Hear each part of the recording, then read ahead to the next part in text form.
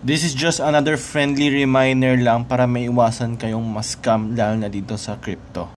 If meron kang kausap na tao na kailangan mo daw mag-deposit muna ng pera or ng USDT bago mo withdraw yung iba mong pera, scam na po yun.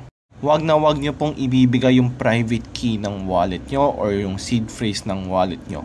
Ikaw lang dapat nakakaalam nun. At kapag meron ka namang in-access na wallet, kung saan ang laman ng wallet na yun or ng exchange yun ay meron kang 5,000, 10,000 USDT, fake po yan, no? Huwag kayo magde-deposit dyan na sinasabi kailangan mo mag-deposit bago mo ma-withdraw yung ganong klaseng pera.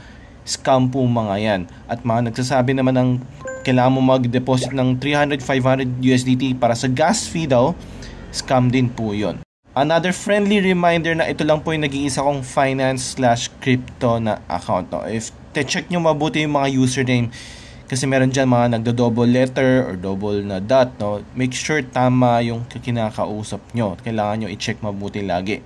Hindi po ako una magme-message sa inyo.